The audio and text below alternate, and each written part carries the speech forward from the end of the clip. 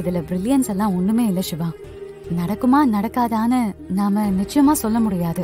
ஒரு விஷயத்த நான் சொல்லிட்டேன், அது கண்டிப்பா உங்க தூக்கத்தை டிஸ்டர்ப் பண்ணதானே செய்யும். அதை என்னால கெஸ் பண்ண முடியாதா என்ன?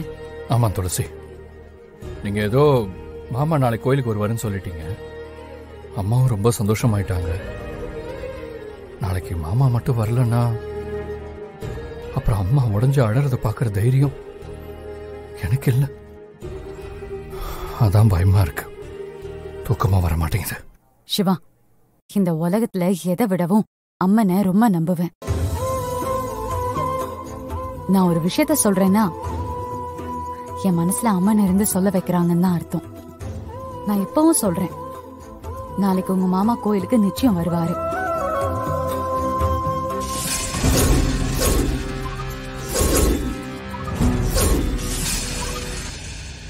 சரி துளசி, நீங்க இவ்வளவு நம்பிக்கையோட சொல்லும்போது அதை நான் சந்தேகப்படுறது அவ்வளவு நல்லா இருக்காது. நாளைக்கு நம்ம நிச்சயமா கோயிலுக்கு போவோம். இப்ப பயம் எல்லாம் போயிடுச்சா? தூங்கலாமா? நிம்மதியா தூங்கலாம் துளசி. சரி, போய் தூங்குங்க. ரொம்ப நன்றி துளசி. நீங்க இந்த குடும்பத்துக்காக இவ்வளவு யோசிக்கிறீங்க, இவ்வளவு மெனக்கடுறீங்க. ஆனா சில பேர் இந்த குடும்பத்துக்கு துரோகம் பண்றதுக்காகவே இந்த வீட்டுல இருக்காங்க. என்ன செய்ய முடியும்? சரி, நான் தூங்குறேன். Good night. Good night.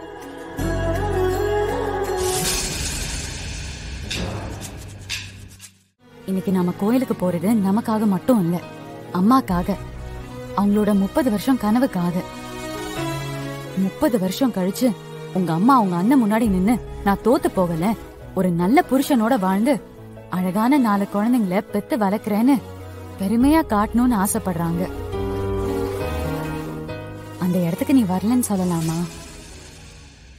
இவகிட்ட மயிலே மயிலேன்னு சொன்னா இறகு போட மாட்டா. இவகிட்ட வன்முறையா தான் கையில எடுக்கணும். அவளை புடிச்சு நிப்பாட்டி நாமளே அவளுக்கு புடவைய கட்டி விட்டுறலாம். அப்ப செஞ்சிருவோமா? குடிங்க. விடுங்க.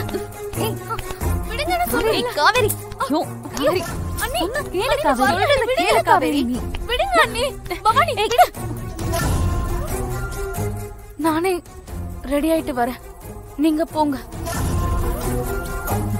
2 பேரும் கொஞ்சம் வெளியில நில்லுங்க, நானே ரெடி ஆயிட்டு வந்துடுறேன். உனக்கு 5 minutes தான் டைம் இருக்கு, அதுக்குள்ள நீ கிளம்பிடணும்.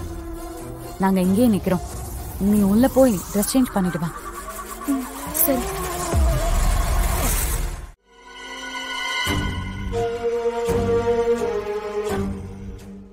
காவேரி, வரவா? வேண்டாம் அண்ணி, ரெடி ஆயிட்டு வந்துடுறேன்.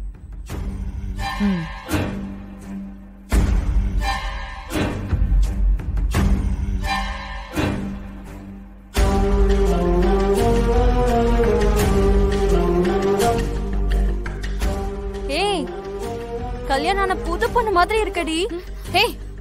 என்ன சொன்ன? அவ விளையாட்டுக்கு தானே சொன்னா, அதுக்கு எதுக்கு இவ்ளோ டென்ஷன் ஆகுற? இல்ல அண்ணி, ஒண்ணும் இல்ல. போலாமா?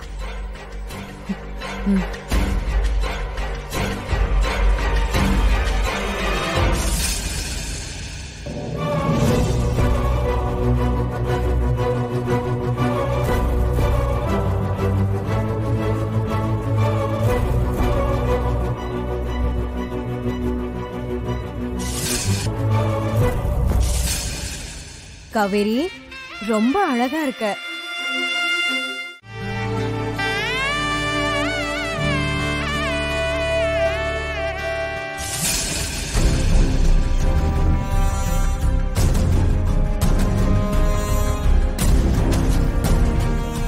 அம்மா, நீங்க உள்ள போய் பொங்கல் வைக்கிறது ரெடி பண்ணிட்டு இருங்க. சரிப்பா, நான் அவங்க வந்ததும் கூட்டிட்டு வரேன்.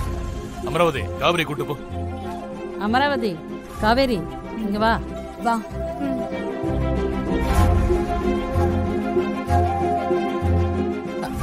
என்னங்க, எங்க அண்ணன் இப்ப என்ன கார் வச்சிருக்காரு? கண்டிப்பா பெரிய கார் தான் வச்சிருப்பாரு.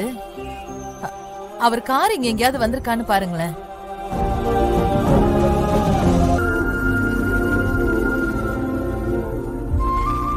ஆமாமா, பெரிய கார் தான் வச்சிருக்காரு. இன்னும் வரலன்னு நினைக்கிறேன். டேய் சிவா, அம்மா என் அண்ணனோட போன் நம்பர் வாங்குனியா? நம்பர் இருந்தா கால் பண்ணி கேளு. எங்க வந்துட்டு இருக்காங்கன்னு கேளுடா. இல்லம்மா, நம்பர் வாங்க மறந்துட்டேம்மா. என்னடா நீ உன் தாய் மாமன முதல்ல பாக்குற, இப்படியா நம்பர் வாங்காம வருவ?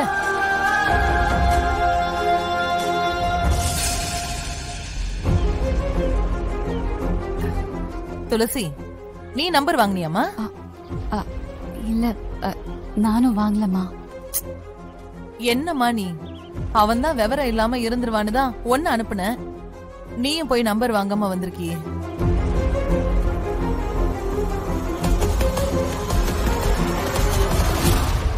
சரி, அதான் அண்ணனே வரப்போறாருல்ல, அவர்கிட்டயே வாங்கிக்கிறேன்.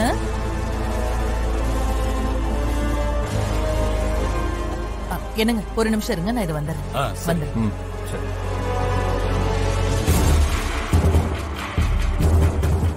பாத்தியாமா துளசி, விசாலாச்சி எவ்வளவு நம்பிக்கையா இருக்கான்னு.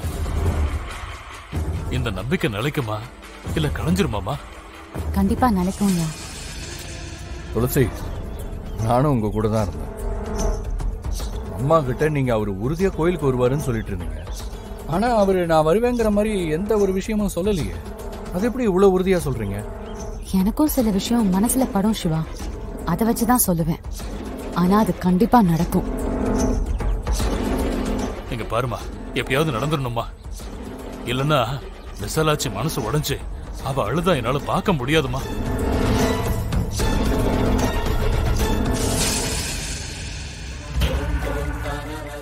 அம்மா தாயி, நான் ஆசைப்பட்ட மாதிரி என் அண்ணன் கூட நீதான் என்ன சேர்த்து வைக்கணும். வரமாட்டான்னு சொன்னா நீங்க கேட்டீங்களா?